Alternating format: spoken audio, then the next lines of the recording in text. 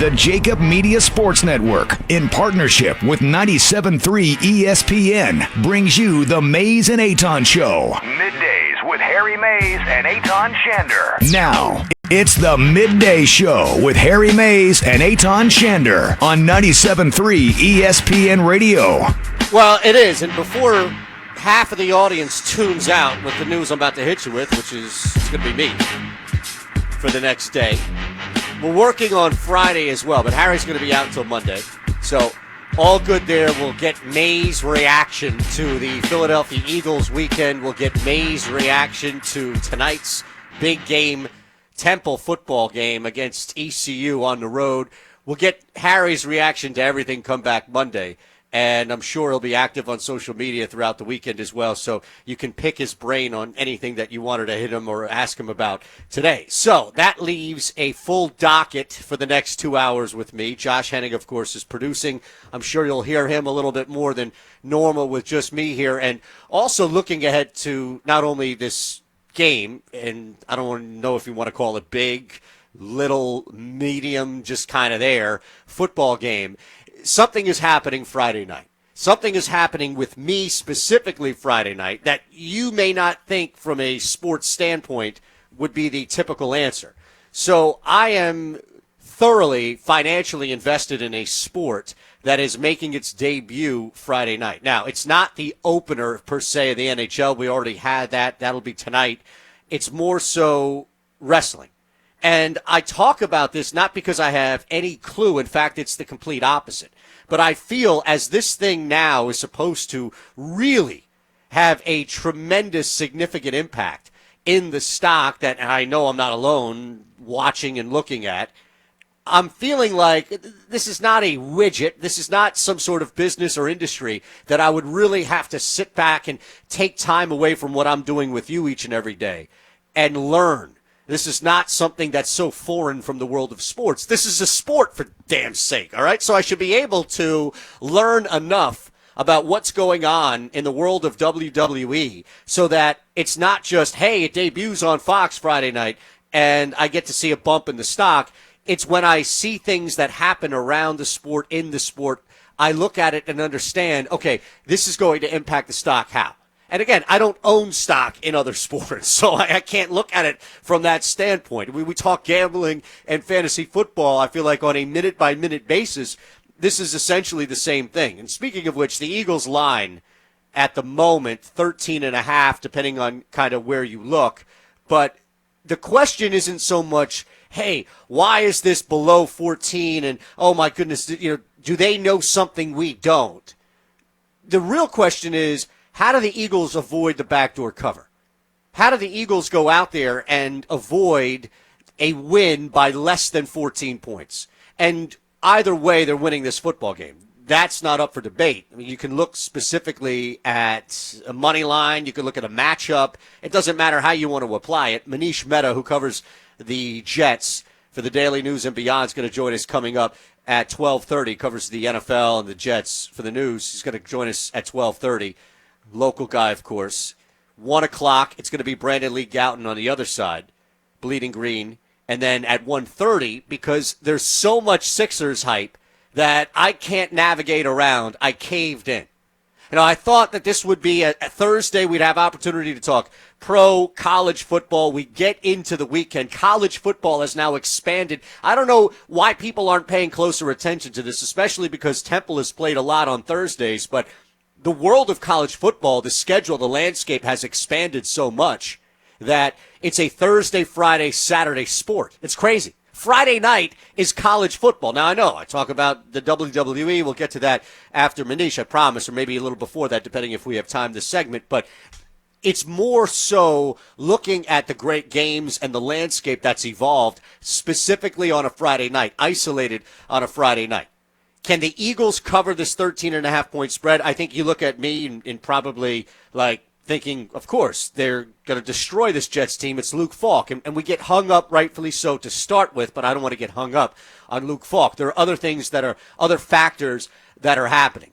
And at no point am I concerned. At no point is there any call to action from you. You can hit me at Shander Show. Of course, the text board remains open, 609-403. 0973. This is not about the stream is up and running, Facebook, Twitter, and Twitch. This is not about, I need you to calm me down. I'm not going to hit you with any type of semantics in order to get you to interact with me. It's more so, this is how I feel, based on what I've seen so far from the Philadelphia Eagles. And yes, I go back to that Washington game. And also, what we've seen with a couple of games and a couple of instances, even as close or as recent as last week with the Seahawks in Arizona. So the Eagles themselves, we've seen them bit in the ass by a backdoor cover. Granted, 10 is not 13 and a half. And it's a little bit more difficult for the Jets, we would think, to move the football down the field than Case Keenum, right? I mean, maybe there's the unknown of Falk, but come on. I mean, we're talking about a third-string quarterback here as opposed to Case Keenum. Now, there are people that would argue Case Keenum isn't even a starter based on what you've seen, the lack thereof, so far coming out of Washington. I'm not here to argue that. But the Philadelphia Eagles, and I think the nature of the game, is going to allow you to jump ahead early. And one thing we've seen, it's really a couple of things. It's like two trains on the same track going in the, opposite direction about to collide. And I think what's happening here is an opportunity for the Eagles to get around it. But if it rears its ugly head and the Eagles take a quarter to get up, and you're talking about a 7-0 first quarter for the Philadelphia Eagles. I can't imagine it's 3-0, but we've seen that before. Maybe it's even a 10-0. A 10-0, 10-3. Jets get a short field somehow. I don't know. It's crazy, this game, how it works. 10-3 after one. That's not what you would expect. 7-0 is really where I would rest at. We'd expect this team to come out and dominate, but you kind of balance out the fact that they haven't had strong first quarters really at all. That, combined with when the Eagles actually do get it going, and the Jets are not good enough to keep up in a head race, even like Miami has shown effort so far. The Jets, I don't believe, are good enough. The victory is going to come in the second and third quarter. That's really where it's going to come. This is not going to be something in which they just haven't shown us that yet. They haven't.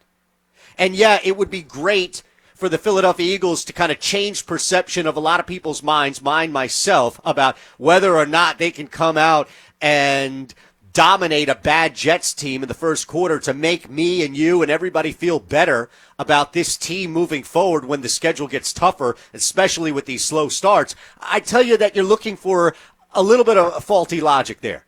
Like, the Jets right now, and this is kind of the unfortunate situation that the Eagles have put themselves in, and mainly off that Lions loss, or more so than anything else, that loss, the one that they could have controlled the most, is that they're in a no-win situation. You blow out the Jets, it's the Jets. Come on, this is the preseason. You should have been blowing out the Jets. 13.5, you guys should have doubled that. You don't beat them by 28 points, I'm starting to scratch my head. What's wrong with the Eagles team? On the flip side, backdoor cover, 10-point victory, slow start in the first quarter, more of the same, and it's going to be compounded because it's the Jets.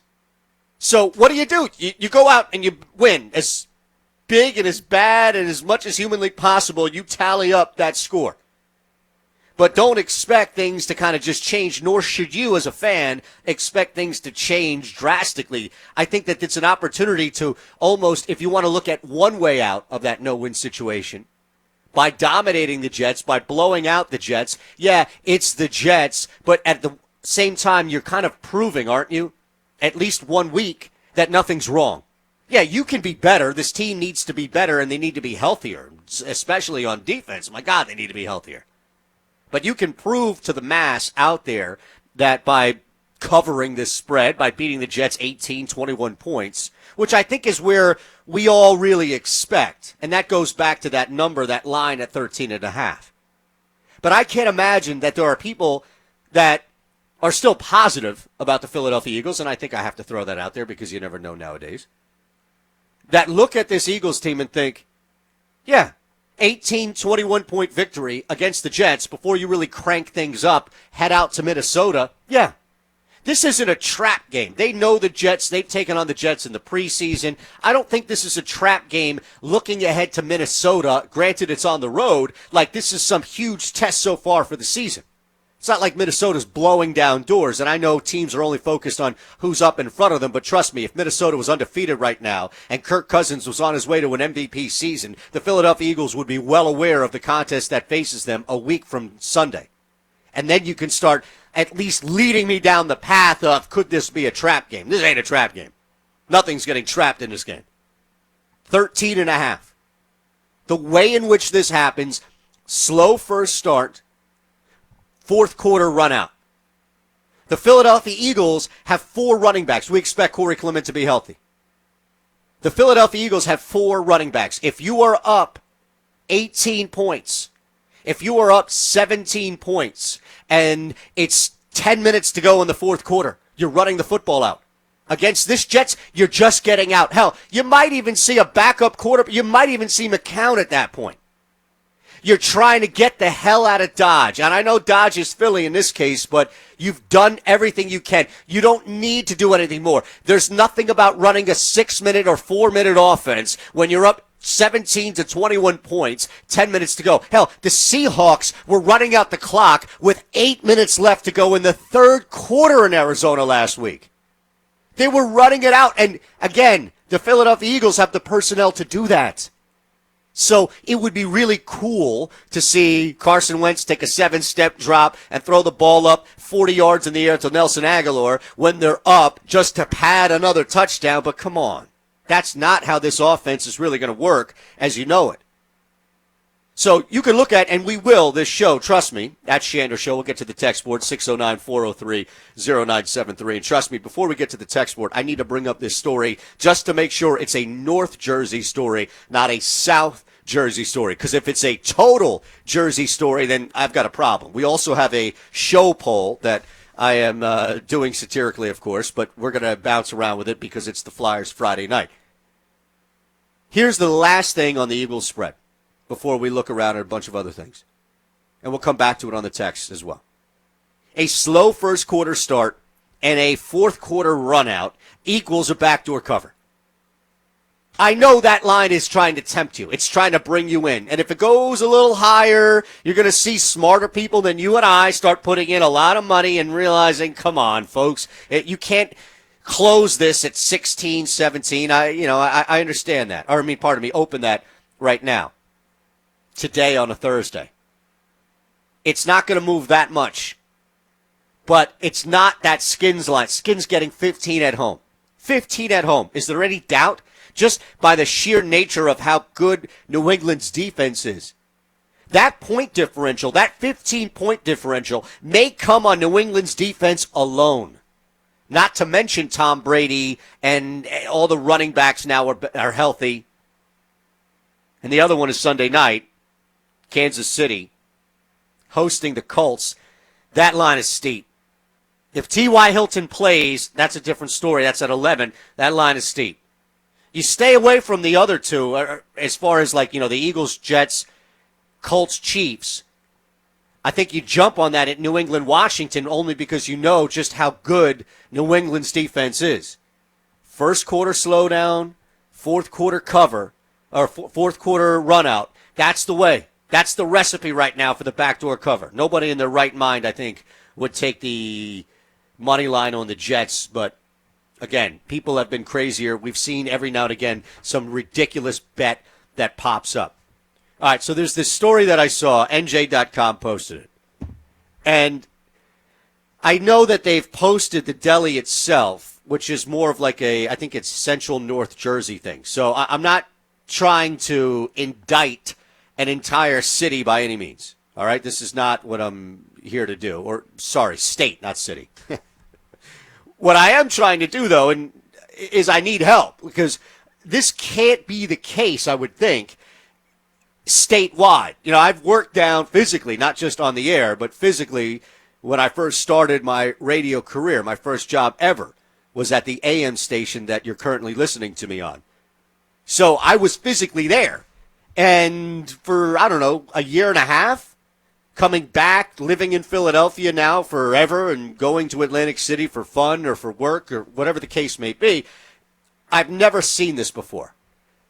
So the article is headlined. I didn't even click it. I couldn't even click it. It made me sick to think of this.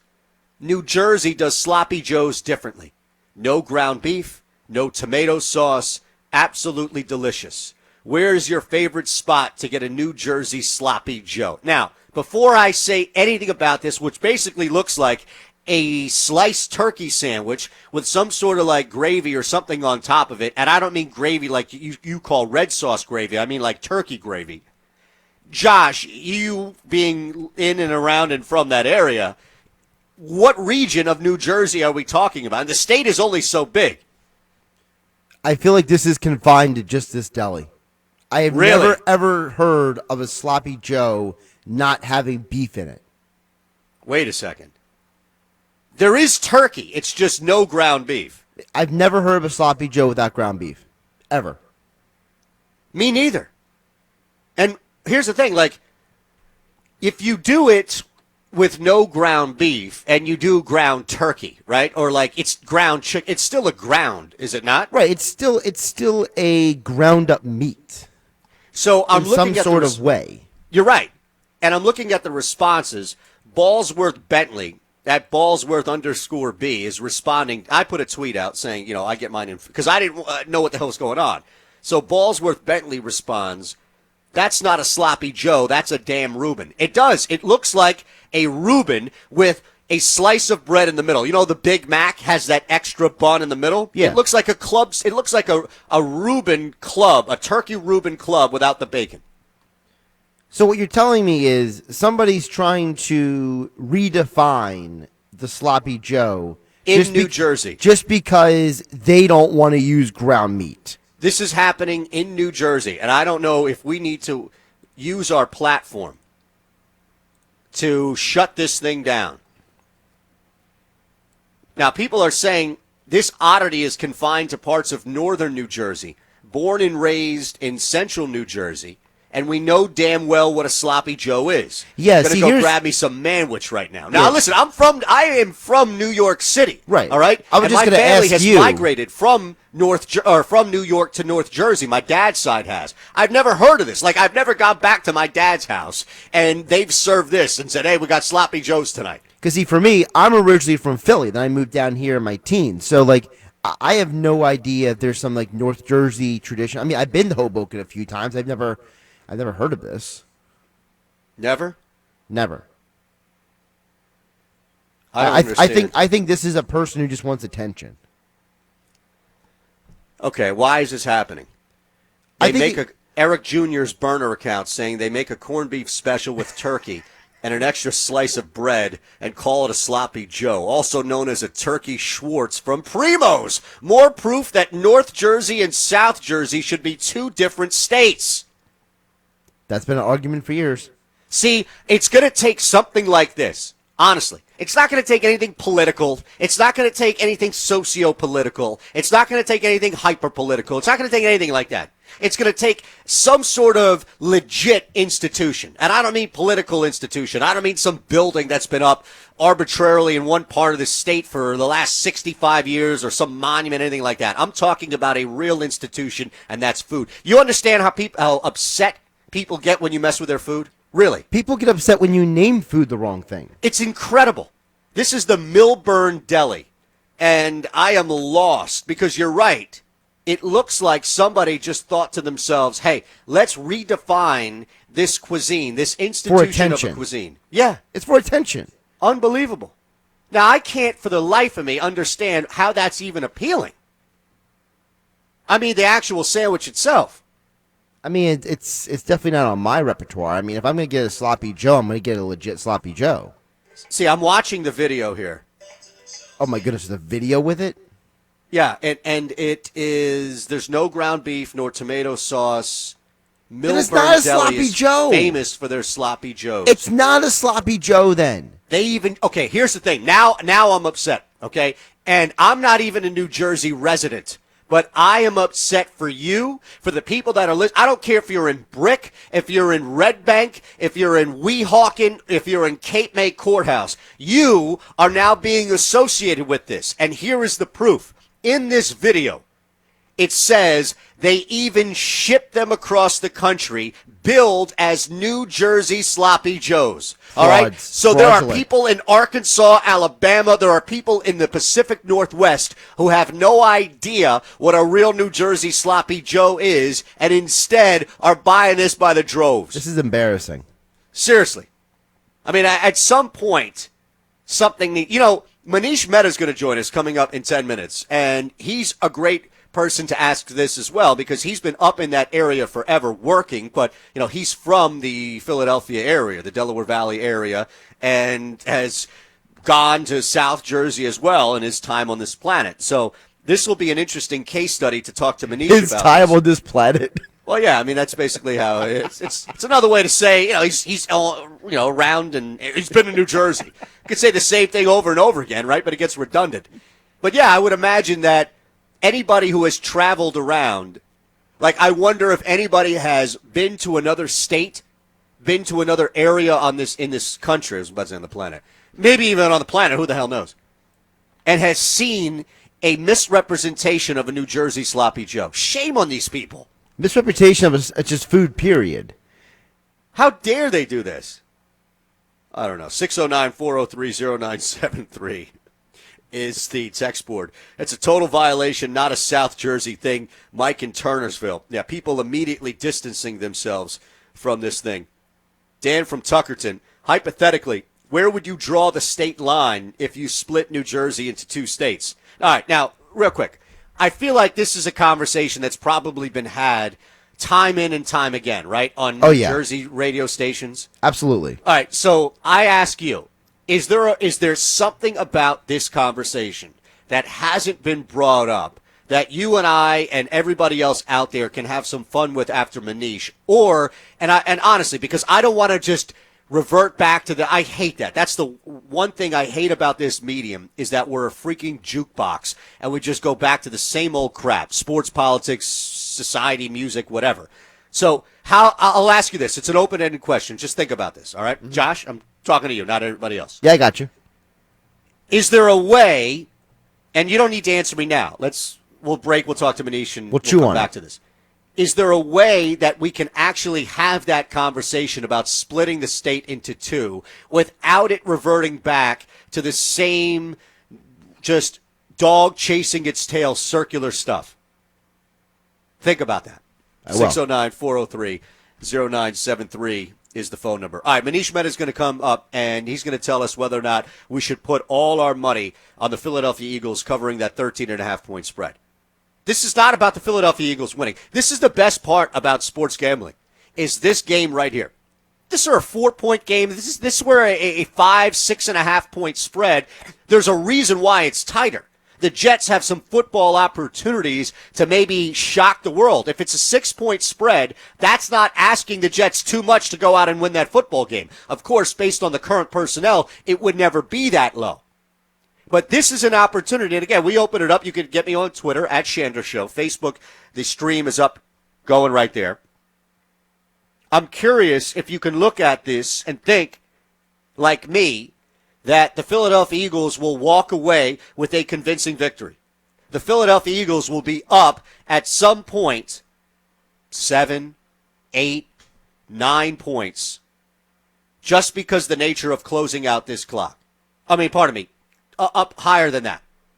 17, 18, 19 points.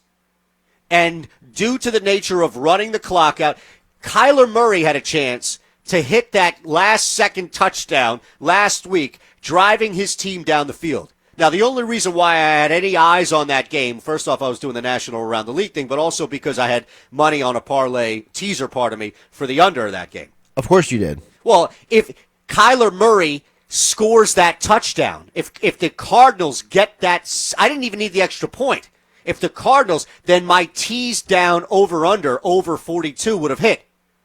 So my point of it is that's an opportunity that every team will give their opponent. When you're up so much in the NFL, you're going to run out. Yeah, on the road it's a little different. But the Eagles up 19 points with 8:30 left in the fourth quarter are not going to continue throwing the football. I actually think that there's a reasonable way you could look at this Jets team covering that 13.5-point spread without it having anything to do with the Eagles going out there and convincingly dominating the Jets for at least 2.5 to 3 quarters. Like, you can be up 7-0 and physically dominate the Jets after 1 quarter with your offense just being a little slow.